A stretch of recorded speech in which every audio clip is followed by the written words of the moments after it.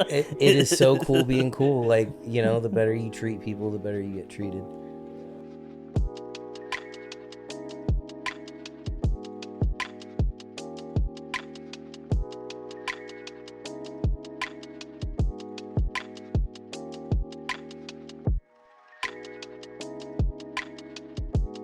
Well, I guess it's a good time to kick in the intro here. Welcome to another episode of More Than Tattoos. My name is Chris.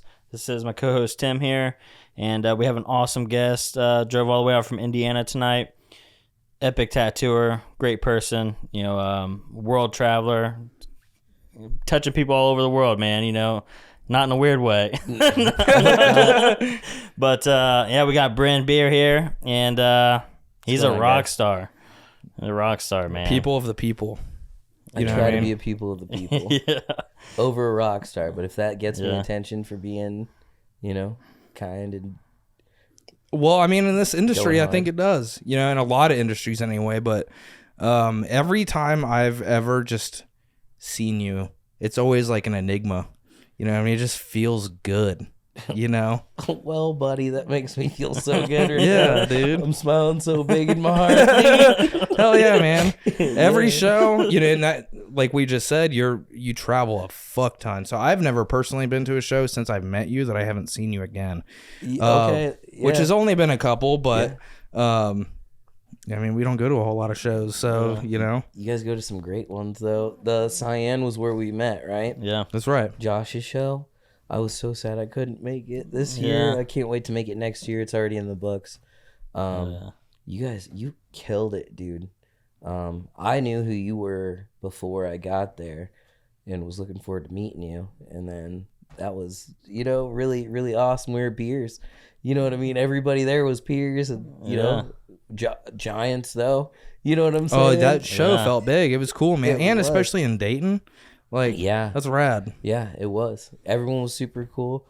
There were no, I don't know. There weren't no Debbie Downers. Yeah. Like other shows have drama. Yeah. There was no drama really that I knew of, but There's been a couple shows I've been to where it's mainly been around competition time, where it's like feelings, emotions show, and I've seen people throw chairs and stand up and storm out of the room. Oh yeah, dude. What? Yeah.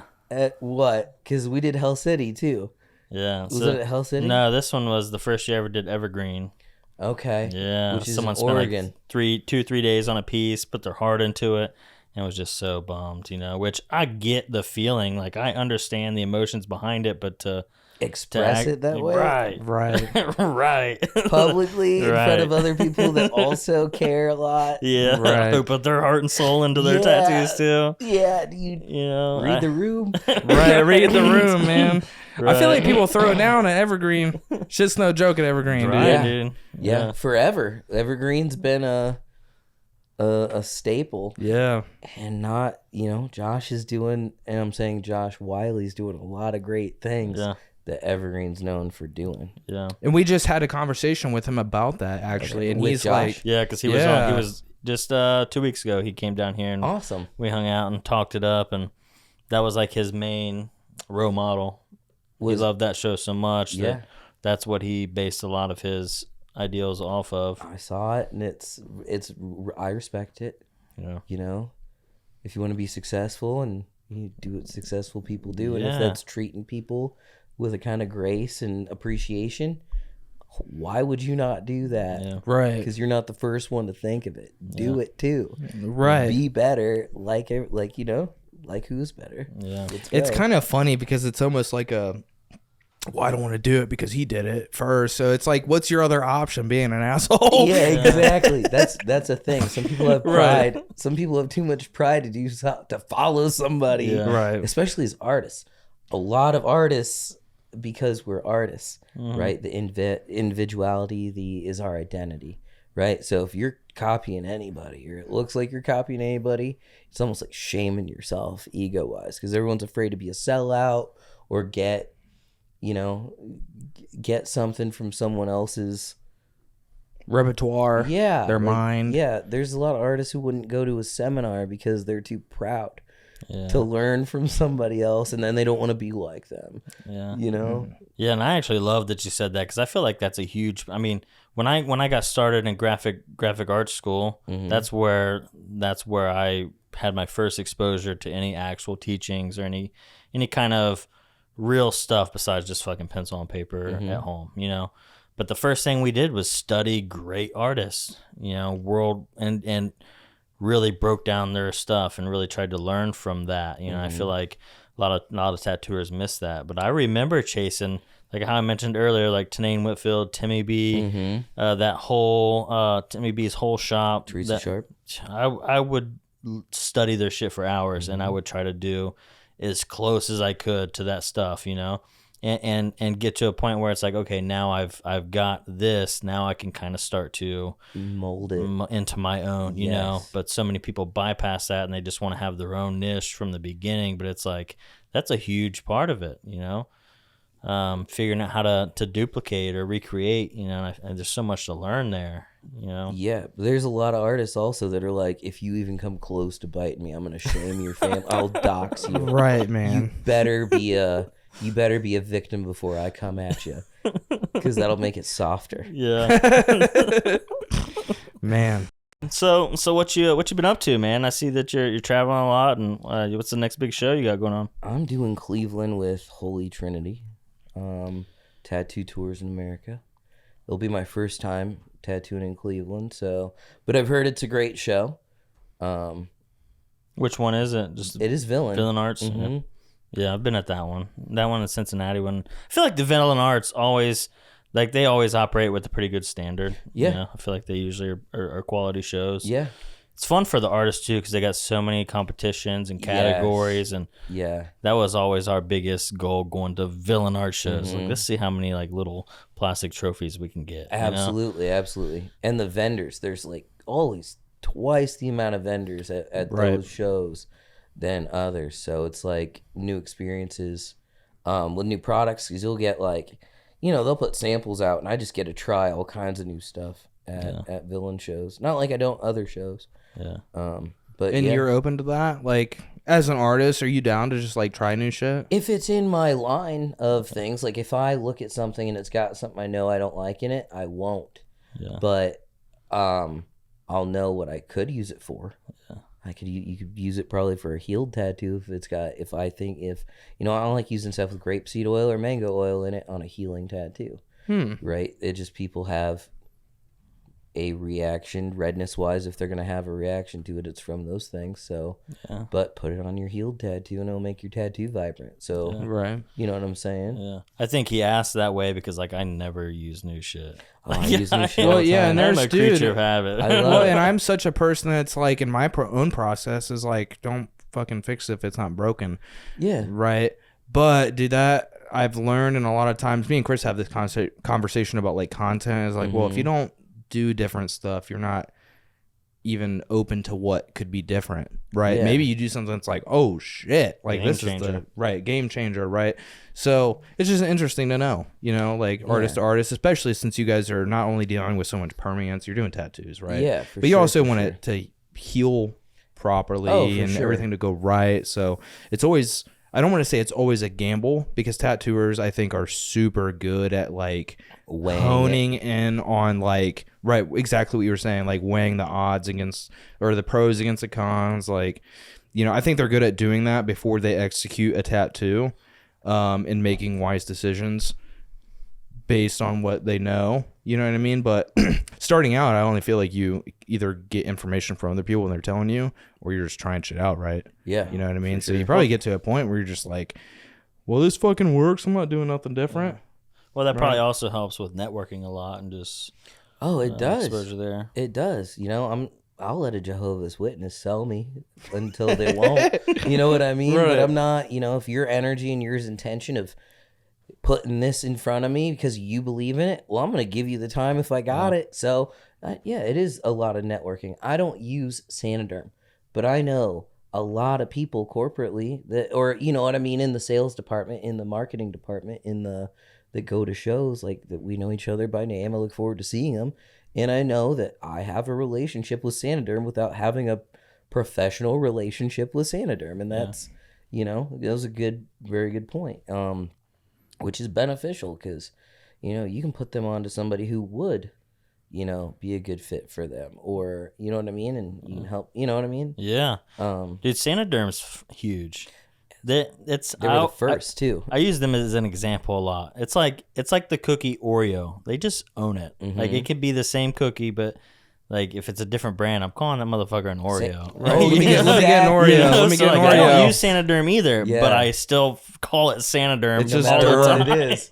Yeah. Which one do you use? Recovery? Derm Shield? Dermer, yeah. Dermer from Electrum. Okay. Yeah, that's when I got put onto it at Hell City last year. Nice. Or maybe it was the year before, but I've just used it since. Cool. It's a little bit. I feel like with the Sanoderm, it's real thick, but the Dermer, it's thin, and it almost like lets it dry out underneath. Yeah. In a sense, it's kind of weird feeling. Some clients kind of get nervous by it because it does get kind of dry. Mm-hmm. But I feel like versus just like having that like wet caked up. So I don't know. It worked. So I was like, okay, I'm gonna keep rocking it. Dope. But I've tried the recovery. I haven't tried the Derm Shield. Uberderm. Never tried that. I've never done any of the spray-on bandages either. Which Inkies, we get a bottle every time we order Bishop needles. I've tried it. I would say it's cool. It's better than putting Derm on and taking it off the next day at a show, if that makes sense. Gotcha. Like, to have a barrier, but not a good one. Like, clean. Like, is this with intentions of going back into it to tattoo? The next day, yeah. So you just like so you're not like off? pulling a whole fucking thing off. That pulls off a lot of really irritated, just chilled out skin anyway. Yeah. Because the shit with plastic is like, whether it's like recovery or the Electrum shit or Sanoderm, I feel like it is more abrasive. Because it's got that plastic sheeting initially because it's just so stiff. Yeah. Even if like the Electrum shit's not. True. And that like spray on stuff is like the way it's even being applied is loose. So it's able to break apart a lot easier if you're in the middle of a show. Yeah. I've always just used saran wrap in between sessions. And soaker pads or just saran wrap? Just saran wrap. I let them sleep in it, have them change it the next morning and reapply it, but I've never loved it. It just it works better than, like you said, putting on that Sanoderm. You do a lot of black and gray. Yeah, and I've moved into just doing single full like marathon days instead of back-to-back days. Yeah. I've been pushing that a lot, so I haven't really done the wrapping overnight a whole lot anymore. But right. With collar, I feel like it's a little bit different animal for sure. You need something to soak that up. It's like tattoo armor. Yeah, tattoo armor is really good. That and saran wrap, or soaker pads and saran wrap, or. I always keep like a stock of that tattoo armor at the shop just in case, Yeah, I like that stuff. Yeah, for being an absorbent. It never sticks. Like I never have a problem with it, coming off tough or anything. Yeah. Reminds me of my childhood. To get like a bug bite on your foot or something, your sock gets stuck to it. Just rip it off. Man. And that's always what my thoughts been, because I've like not done any kind of healing myself with that stuff yet. But when I think about it, and I think that the only thing that like pushes me from this thought is you tell me it's like kind of like the meat pads that are under like steaks and shit. It's like kind of what it is. Picturing it like that is just a turn off. Yeah, it's because like when I peel, well, it's like it makes me feel better, honestly, because when I peel a steak up, it's never like stuck and it's like it's always like wet and you can move it around. So I imagine that's what it's like under those things when you're taking it off. And it's like, hella gross. Like, I mean, but it's like probably no much worse than just taking derm off, where you're like peeling the bottom, like my arm, like peeling the bottom off, and it's just all running down my hand now, and it smells. Dude, can we talk about this? Can we talk? This is something I didn't even anticipate. We don't have to, but bro, tattooing has a smell to it. All kinds of tattooing has a smell to it. Oh, blood, yeah. Bodies. Pigments.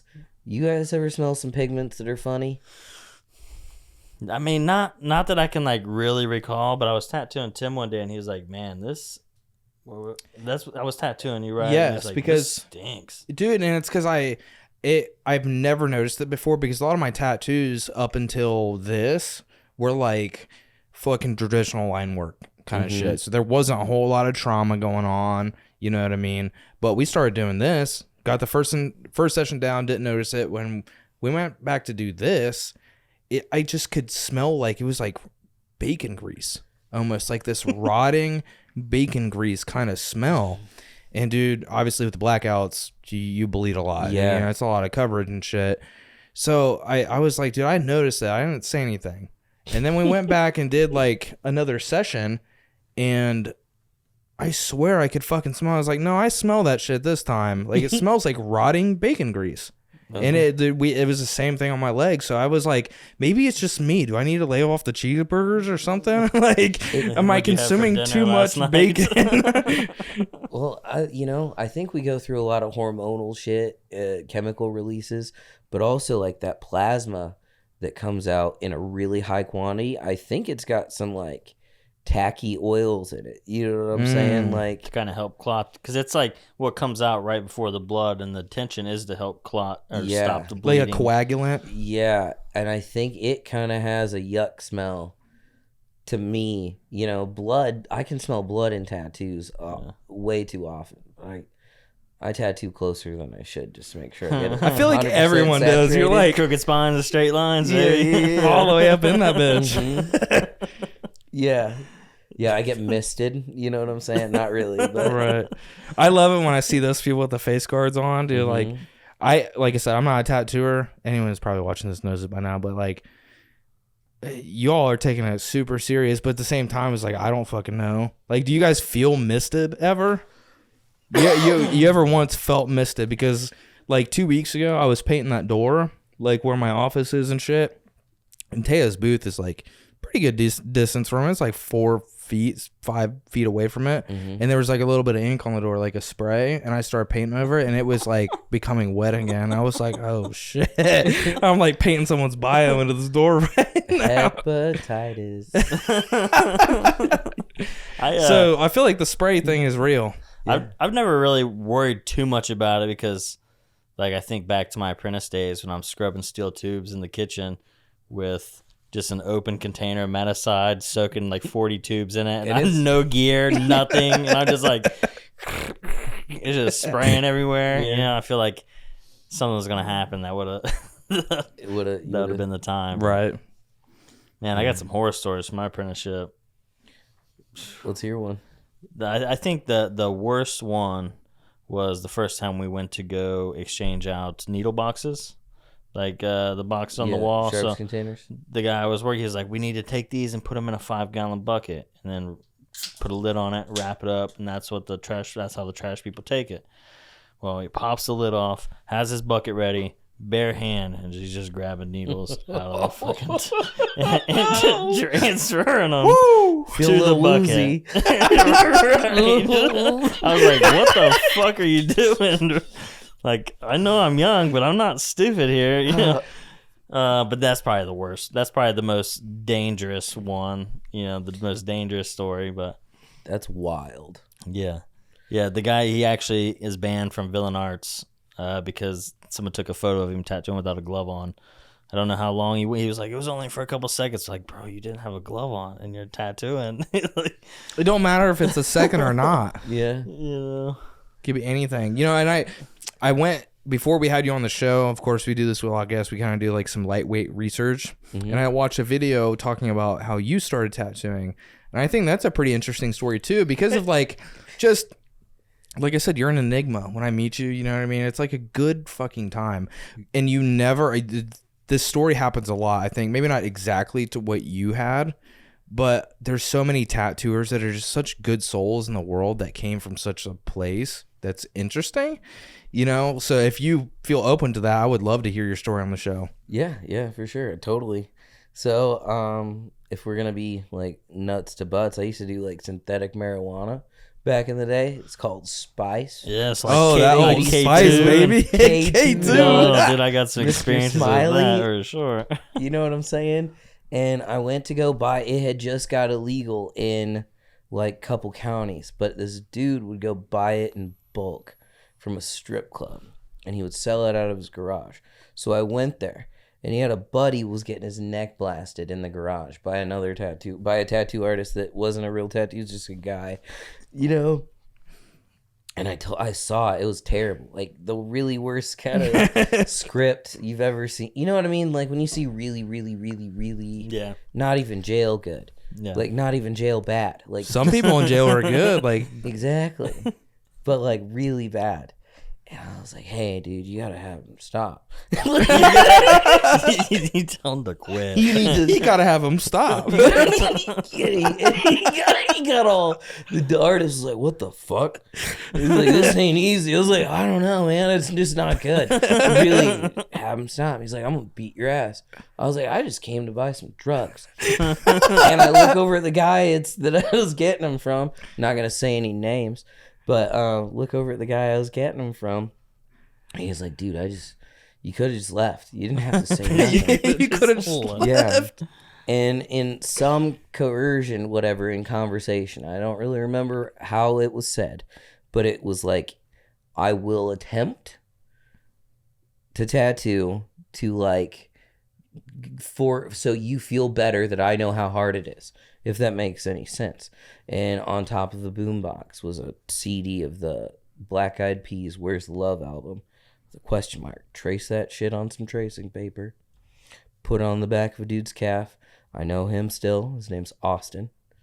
If you're watching this, this was a coil machine that was probably on Amazon. Looked like a dragon. No rubber bands. And it was some sort of, and it was like a round shader and a small mag in two different ones that I had. Neither of them had any, like, you know, one might have had a blown capacitor because it was like running different. It had a knock to it, but I didn't know anything really about contact screws or nothing. And I do this tattoo on the back of bro's calf, and it's terrible, but it's definitely not that terrible as this dude. So I kind of, you know, made peace with having a shared experience with this other guy who felt very offended that I was like, it's not good because it is so hard with what he had, you know? So, and then like 4 months later, I'm on Amazon with the guy I was buying drugs from because we were talking about tattoos, because I was getting tattooed out of home by a homie for like some jackets that I had. Fuck yeah, that dude. He wanted to use for riding. And I traded into like a cherry bomb glass pack for a Civic, like a car. It was like a $90 part at AutoZone. You know, for like my tribal on my chest. Like for shit like that I still have and will probably have for the rest of my life. And I buy, you know, with his advice, we buy a tattoo kit on Amazon for $60. It's 2 machines, 4 metal tubes, all the tips you could ever want. You know, 50 pack of needles, and not tattoo ink, but it said tattoo ink. You know, ink caps, rubber bands, O-rings. Sounds like a good deal. Yeah, and I watched YouTube religiously. I still have a playlist that I used. Johnny Galt, I don't know if you ever heard of him. Mm-mm. And, you know, I was overshooting. I was watching Nico Hurtado and Bob Tyrell seminars. No idea what they were talking about. You know, I wasn't an artist in school at all. But, you know, I think from drugs, it kind of gave me an interest. And, you know, I was a simpler person. Or I had, not simpler, but I internalized because of drugs, right? And that's not good. And thank God before I got, you know, far along with tattooing, I had quit, you know, because it was going to ruin my family. And, but yeah, so I got, started tattooing. My lady's brother at the time, we'd go to the gas station bodega and get tattoo ink magazines and take a photo of it, download it to the laptop, lay the laptop down, trace that motherfucker. You know what I'm saying? Yeah. And stick it on and be like, give it a wing. I'm like, okay, you better keep that magazine dry. Right. And I learned to tattoo by failing at replicating amazing tattoos. Yeah. Most of my upcoming. So when I started, getting close, I was getting close to good shit, kind of. You know what I mean? It wasn't what Joe Blow down the road could do. It was the stuff that was always in the magazines, which I think honestly helped me. You know what I'm saying? Like you said, you were looking up to these people, right? Yeah. Well, I was failing, rightfully. Really I was, I was a dude out of home, but I was always aiming for that because that's what you should aim for, is the best you can see, not like the best you can do. Yeah. So, right. And I got good enough I was kind of fucking with the local economy of tattoos, because I was doing like $25 a word script. And after a year and a half of fucking up, you don't fuck up so much and you get better and you get consistent. I was doing it all the time, and I got threatened they were going to break my hands. I had the health department called on me all the time, but they couldn't do anything because in the county it was illegal. It wasn't regulated. So they come out and be like, well, we got to report you're doing this. We can't do anything. But, people keep having a problem. So, okay. So I tried getting in shops and, it was like, no, you started tattooing out of home. We can't have you. And this dude who got out of an apprenticeship, starting his own studio, was like, I would love to have you, because I was tattooing better than him, right? So he didn't care that I came out of a shop. He just wanted me, not an artist earning income. So I had my first, and I kind of got like tattoo ethics as far as like hygiene, BBP, any of that all came from him. You know what I'm saying? That is kind of any sort of standard.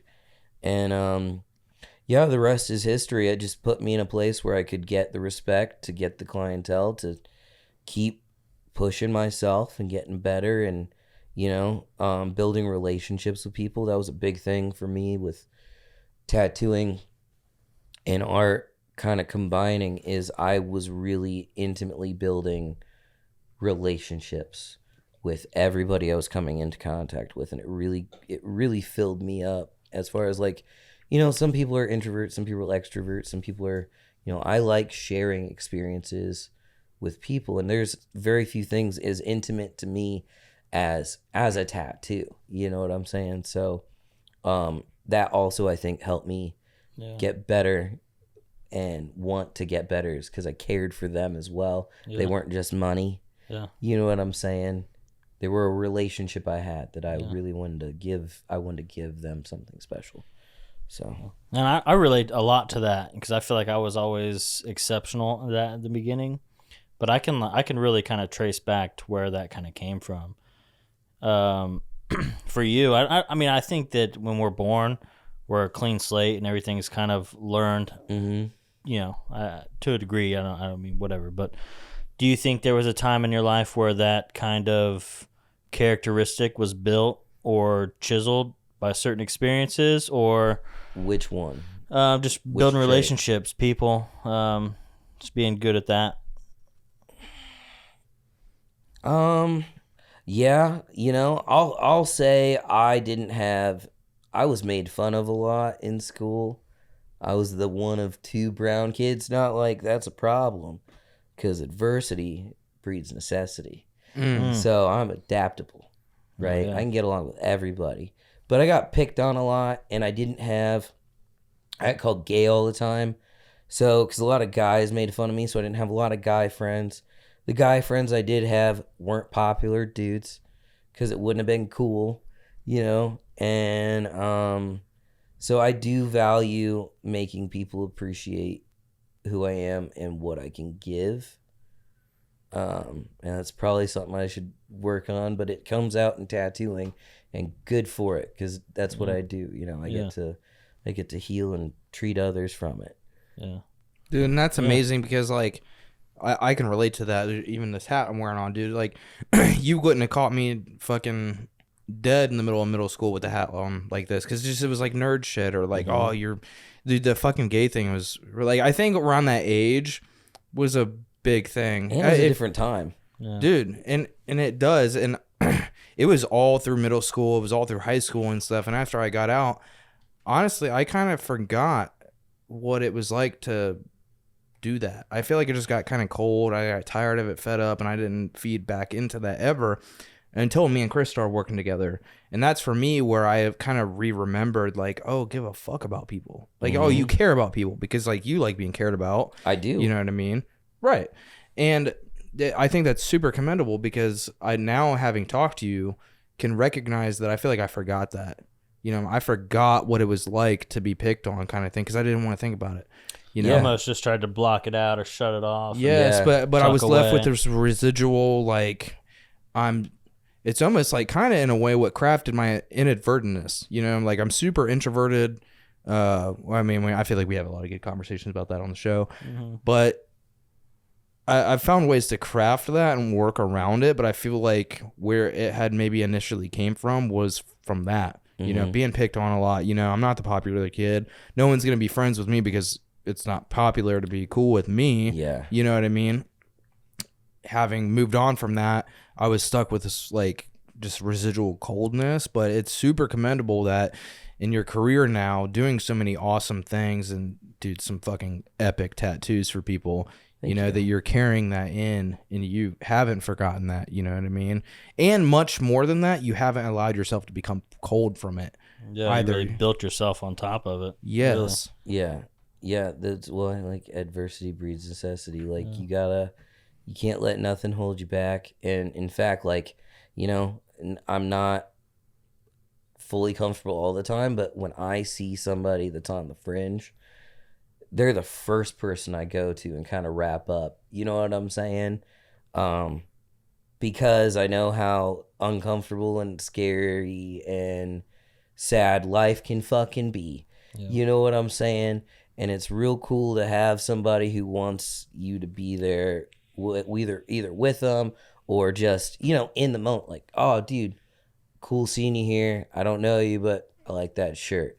Something simple. Yeah. Acknowledging, you know, that goes a long way. I'm a serial complimenter. So, yeah, I think it's important for me, based on what I've been through, to keep healing by healing, you know, as a practice. Yeah. And I can speak to that because I feel like maybe even just like where we're at right now, you know, you being in the studio came from a place of like you were saying, you knew who Chris was before Cyan, and you were just excited to meet us and stuff. And to be honest with you, I feel like me and Chris this last 5 years, dude, we're just like so like that train's on fucking 120, you know, just like blazing through shit. So like while relationships and stuff have been a major part of our practices, it's been more of like the client stuff, and we haven't got out into the industry, which is what we're doing with this podcast, and it's been so cool. But when we met you initially, it was you were just so open and like fucking excited. It's so hard to like randomly just, you're walking through a convention and one random person's like, hey man, you look fucking great, you're doing awesome stuff, and I'm so fucking stoked that you're here right now. Like a random person, geez, I don't fucking know you, and that's what you did. Well, you know, and I feel like it would make me feel silly if I thought there was something incredibly special about me just standing there that made you do that. So I feel like you just do that to everyone. You feel like you just do that. Look at us right now, though. Yeah. You remember that. Yeah. Seed planted. Yeah, you know? Dude. Like, just, yeah. Yeah. It's just good shit, man. You know, and like we've talked about that before. You know, you never know when that one sentence someone's gonna want to get tattooed. They're gonna see you out and about, or you know, like that shit.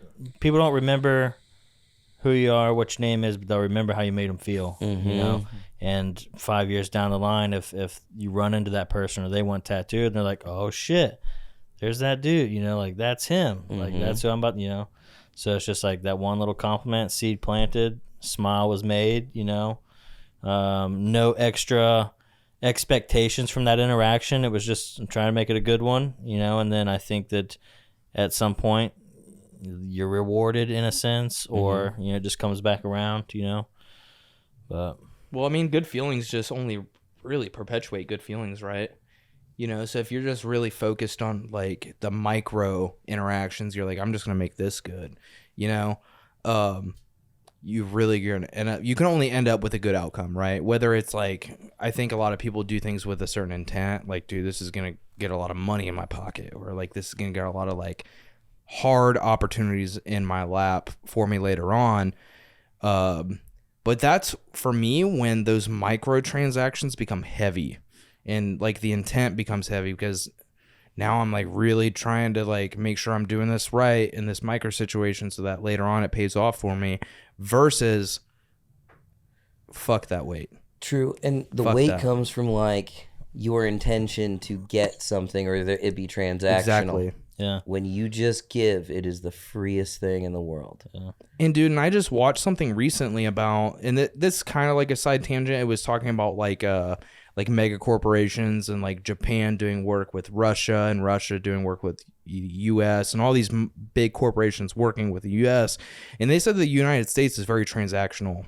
It has to be, it's contractional. Like if it's not in the contract or like nailed in super tight, it doesn't work. Mm-hmm. And that's how working with the U.S. is. But like kind of what you're saying is like in that video they were talking about, like when you work with a Japanese businessman, you're gonna know his kids' names by the end of this like 2 years of a contract. It's not really a contract because they don't care. Like, we're not doing business with you unless it's lifelong. So fuck the contract shit. Mm-hmm. Fuck the transaction. Are you gonna give a shit about me in 2 years, or are you only out here to get your pockets full kind of thing? And I feel like you see a lot of this happening in tattooers more and more. Like they're starting to lock into that relationship is the thing. You know what I mean? And we've talked with a couple of people that have said like what you were just saying earlier, Gypsy, is like, you know, I used to fucking be hitting the bars, you know, word of mouth was the thing. So living that non-transactional lifestyle with tattoos was where I think a lot of it came from. But now it's, a lot of areas of business are like misconstrued. I think social media does a lot of that. But you know, what stuff do you ever take intent to think about this stuff? You're like, are you driving that nail further for you, or do you just feel like, man, I'm a relationship person? I am. Thank God I got a lot of people in my corner that I'll say, quote unquote, care about my well-being or status differently than I do. You know, third party perspective is always great. So, yeah, sometimes like, you know, we'll just say the TBM thing, right? I didn't do it, even though I had a relationship with a lot of people in it, right? I didn't do the program because of advice from somebody else that, hey, I feel like because who you are and where you're at already, that this transaction doesn't make sense for you to do. Okay? With the way I think, feel, behave normally, the path I'm already on, it just didn't make sense, even though I really wanted to invest in myself with something that was almost like a reassurance, right? It was like self-checking, being around other people that I'm already around kind of thing. But I didn't do it. And that's an example of, I don't think about that for myself, no. But I'm blessed to have relationships with a lot of people who care about me that do offer advice, kind of putting things in a perspective like, hey, Bryn, maybe if you do this, this is going to happen, because their intentions are clearly different, okay? Even though my intention is, if I'm called, I give. You know what I mean? Yeah. Right. Who shall I send? Send me. Right. Yeah. Right. Fury. Do you feel like there's any cons to that way of being? Absolutely. Yeah. You don't have very much until you do. And then you're always given your time and intention, and other people feel slighted, like I said, for what kind of decisions I would or wouldn't make because of their expectations or what they want from me. Yeah. You know what I'm saying? You know, and I know I try and look at everybody like, why would you try and take advantage of me? So it's hard. It is hard. It's hard for me to go there because I don't want to be hurt. So I'm sure, like, they didn't take from me. I gave it. They didn't steal from me. I gave it to them. Yeah. You know what I mean? I'll frame it like that until I can't. Yeah. You know, so Yeah, I do get kept out of poor decisions. But not because of me, but by my choices that I get to make because of other people's educational stakes. Well, and I think that's one of the greatest benefits of having such a generous heart. You know what I mean? There's talk to any business person that's on that like top 5% of the world, and they're going to tell you that there is always a sacrifice. You know what I mean? To anything, whether it's like a transaction you're making or a way of being, there's always like give and take to it, right? But I think that it's amazing and beautiful that you've created almost like an ecosystem that I can live out my generous heart, and I know that the people around me are going to protect that. While I am being the warrior and I'm going out, you know, I'm taking what I have to the people. I'm still safe. I'm taken care of. You know what I mean? I can take those risks. I really like that you saw that, framed it like that, because that makes me feel a lot kind of understood, but with more grace than I would have thought about it for myself. That was very, yes. Well, and I think it's hard, and I try to do this for myself, but it's really, really fucking hard to almost be like a poet to yourself. You know what I mean? To create this like poem like of yourself. In school, I don't think there's a single person that doesn't know what the Odyssey is. Mm-hmm. You know what I mean? But why can't each man and woman on this planet have their own version of that? You know, to paint a beautiful picture of what they're doing and to live by that, because no one else gets to dictate what my story is. You know what I mean? But even, I'm going to take it a little deep here because it's just a good conversation. But I mean, Jesus didn't name himself as the Son of Christ. You know what I mean? That's a fact. But his people did. Yeah. You know what I mean? And that's what kind of protected him through like the workings that Jesus did, quote unquote. And not to go into a religious place because that could fucking go whatever. But you said Odyssey first, so it's not more right. religiously transactional than it's more of like, exactly, it's more of a perspective, and we're talking about just some sort of writings. You know what I mean? Things that I've found in history. I can't dictate whether or not it's real or not. Same as the Odyssey. There might have been fucking cyclopses and shit, I don't know. Yeah. But the principles are there, and like I think morals are passed down through stories like this. So when we live in a day and age where social media is a thing and everyone's got their own fucking Odyssey, right? You know what I mean? Everybody doesn't invalidate it at all. You know what I mean? Like each of the stories are still incredibly impactful, and I think in a way, it's unraveled to me that I also have a circle like you. You know what I mean? Albeit I don't think about it that way all the time because, like I said, it's super hard to speak on one's self. You know, like I'm going to project my own version of the Odyssey for myself. No, it's the people around you that are going to write that story for you. It's people that sing the songs of Tim in your stead. Right. But that's by the relationship that you built and the character that you've shown, so... life's all about choices. Let's make good ones, right, man, together, kind of thing. And like you said, there's never a time where you can not make a new choice. You know what I mean? There's a season for everything, right? Yeah. Circling back just a little bit, just on the topic of giving, and I asked if there were some cons to it. I know there's one major trap that I see all the time. People fall into it all the time when being a giver is constantly giving, but not feeling like you're getting anything back in return, which my advice would be, well, relieve the expectations, but that's a huge trap. And I think if you fall into that trap, now you become cold and cut the giving off. Do you ever experience that feeling? No, not really. Yeah. Thank God. Like I said, you gotta fight me tooth and nail to not rationalize how you're not taking advantage of me. I'm giving to you. Yeah. Right? Because I'm not a victim to anybody. Yeah. Including myself by choice. You know what I'm saying? I'm not going to hurt me to help you. But I'm not going to let you hurt me either. And I'm still going to give you everything. I got a lot to give. Yeah. But I know what you're saying, like relationship-wise. Are there people that I don't give to anymore because of this nature of our relationship? Absolutely. But does that mean that I don't see them and I ever being in a place where I can give to them again? No, it's probably possible because I want to. Mm-hmm. You know? Yeah. I would love to. I would love to help you if you need help. You know, the nature of our relationship might not allow me to because we don't get along anymore. You can't stand to be around me because of the feelings that you have about yourself, about the way things went down. Your pride won't let you heal. You know what I mean? So you can't, you don't tell me happy Thanksgiving back. Yeah.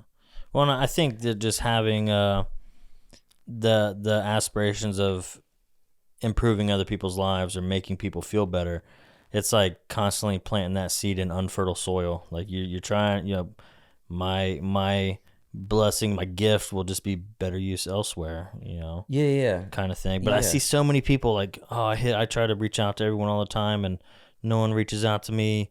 I'm done. Don't, and it's like, man, that's the trap. They're going to be going about their day feeling fine, but you're over here missing out on who you should really be because you've let this feeling of resentment or not getting. Yeah. Well, and you're just letting the gift float from you. You know what I mean? Like the gift of giving isn't even hitting you because you're not even thinking like, oh, I just gave something. You know what I mean? I feel good about that, dude. I should hone in on that more. And it's almost why I feel like it's second nature to you. Like you're very accepting and you let it go, and you receive again, you let it go. Whereas like some people are worried about when they're going to get again. Oh, well, like I don't have enough to give, but it's almost free to someone like you because like you just said, and it's so beautiful. You said, I have a lot to give.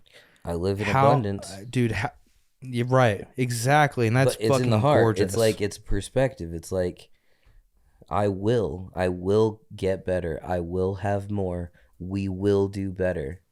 It's constantly moving forward kind of stuff. And like with the intention of that and not like what I can get out of it from, like it's not transactional for me except for like what I get for giving and myself.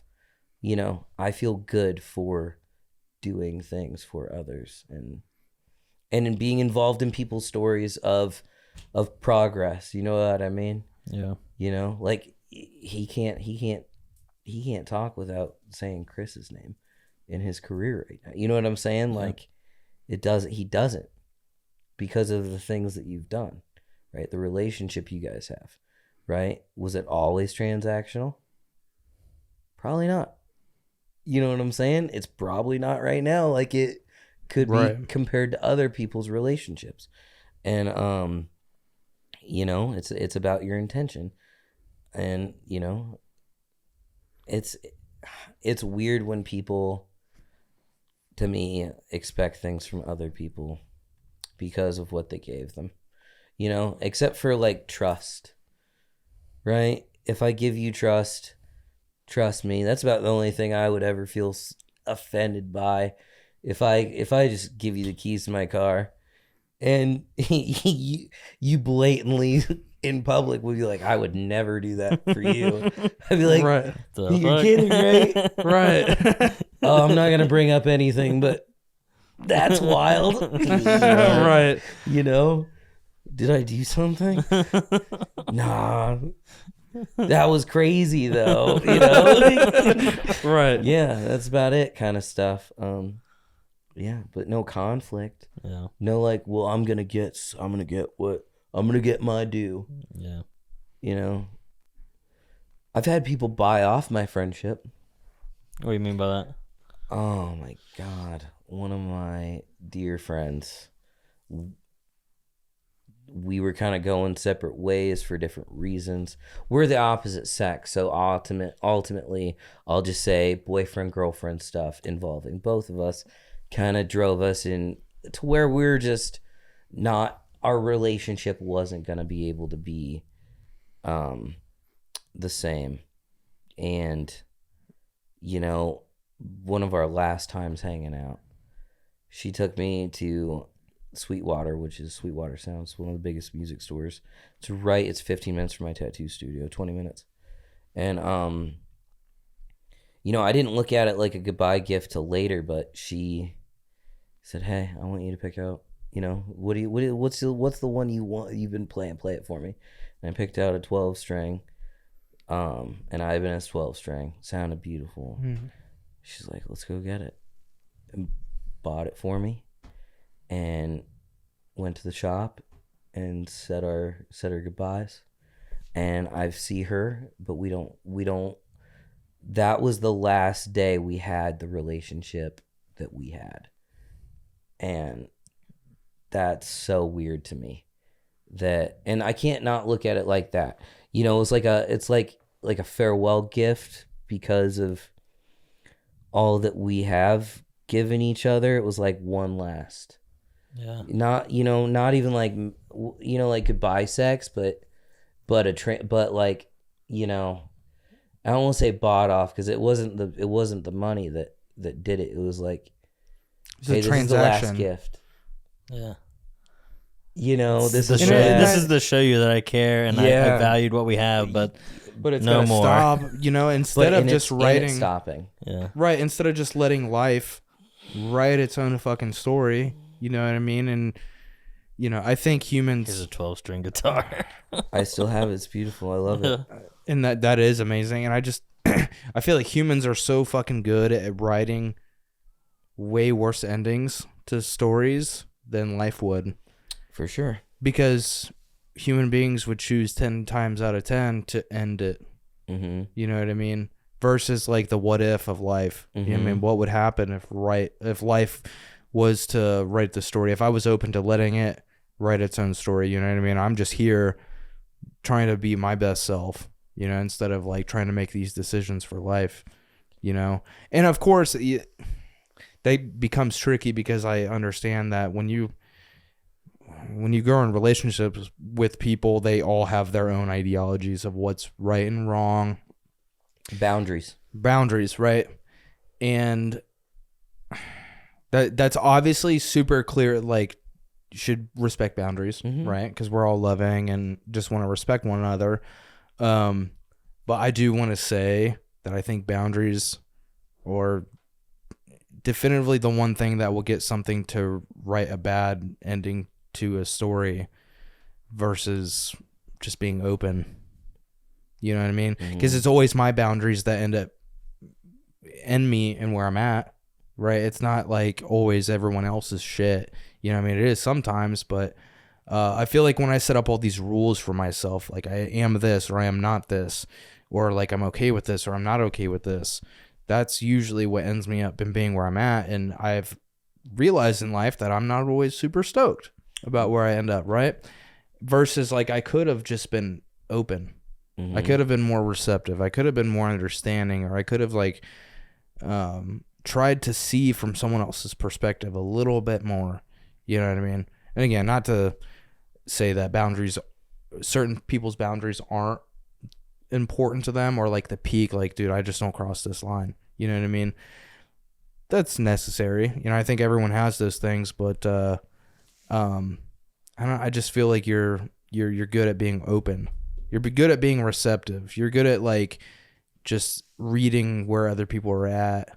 You know what I mean? Maybe not even understanding, because it's probably hard to just understand everyone's story and stuff. Oh yeah. But just like, I don't need to understand it. I just see that you're a person and you're going through it. You're just doing the same thing I'm doing. Mm-hmm. It's super hard for people to be locked into that all the time. You know what I mean? I know I'm not,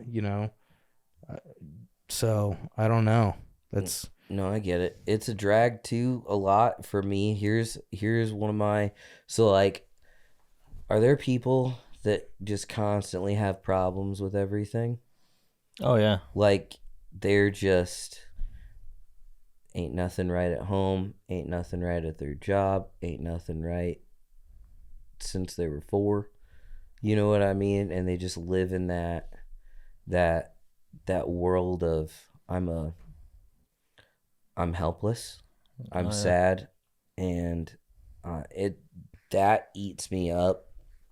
And I'm not saying I've told people you have to leave my studio, but I've told people they're not allowed to talk about their, not to be disrespectful, but their problems like that too, because it how do you say it?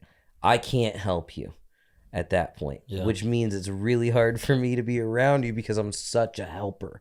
And if I can't help you, I'm all of a sudden uncomfortable, which is wild. Doesn't happen very much. But especially when I'm like in and around tattoos, normally I can tell people something that'll like make it better. Yeah. Like, man, I like that shirt. Cool. My brother got it for me. He died last week. Like, fuck. You know what I mean? Fuck. Well, I think you should, not anything to do with your brother, but you should go to. Like, out. I can't do that. I'm just kidding. Not to do with your brother.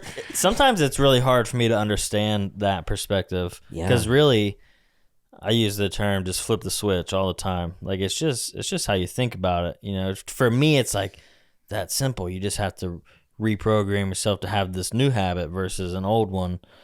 But man, it seems like people are dug in deep sometimes. It takes a lot of emotional maturity to govern oneself so advanced. It's just, you right. know. And I agree with that because, like, I haven't said this on the show yet, but I'm bipolar, like diagnosed and shit. So, but I'm unmedicated for certain reasons because I feel like medications fuck with me. Like, dude, I'll sleep fucking 13 hours a day on some medications. Other medications will keep me up, like, and I can only sleep 2. So it's super tricky finding that. But I've gone through therapy and finding some tools to managing when I can feel like I can't flip that switch, when it's just at a peak or it's like super low. But one thing that I don't think people do enough, whether you're fucking diagnosed with something or you're not or whatever, it's that you don't allow yourself the space to experience what you're experiencing. You need to be past it, or you need to have not ever felt it at all. You can't be on the other end of that.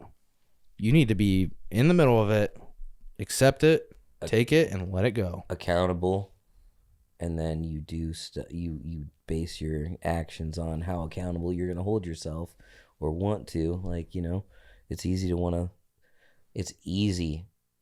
to react. Oh yeah, say it again. It is so easy to react. That's easy. That's one of the easiest things you can do is just blow your top. You know, it's as easy as laughter, but it's damning different than laughter. You know, but it's just as natural.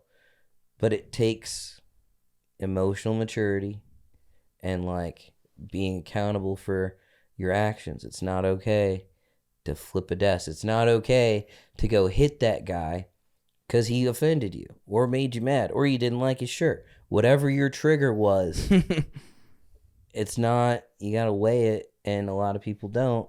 And I'll say now, a lot of people aren't as, you know, I'll say you said you're bipolar, right? So I think a lot of people different, you know, I'm not saying culturally it's cool, but it's accepted that because of,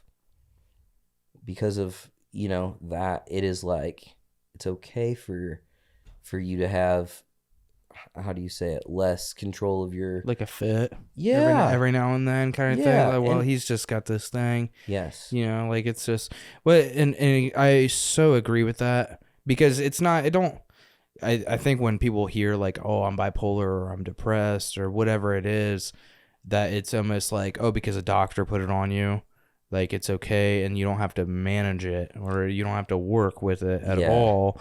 But dude, there are so many things about people that haven't been given a fucking name. Yeah. That if they would, it'd become a label. You know what I mean? Like, dude, if you were able to like create a bunch of different subtypes of anger issues, everyone and their mom, I'm sure, would have a fucking anger issue. Yeah. Right? Because it's now that it's been labeled and given a name like bipolar disorder or PMS. Exactly. Whatever it's now just like, well, I don't have that, so I don't understand it. I'm not going to try to understand it. That's that person's thing. And also I have it, so look out. Yeah. Right? It's both. It goes, it's that, but, and that's what I'm saying. It's people lessen their self-governing because they're okay. and they're like, I have this. It's not, but you still got to pay your bills. You still better treat people right. You still better give love, accept love, all that kind of stuff, regardless of, how easy or hard it is to get, it's easy to get sad, right? I deal with depression like nuts. You'd never know. You know why? Because the way I don't get depressed is like I said, I live by practice, by giving and showing love all the time. And that keeps it pretty, at bay, right? Yeah. And manageable. Yes. Yeah. And, but my actions are also the opposite of that. So that's how I combat it. Or it's probably not the only way, I smoke a lot of weed.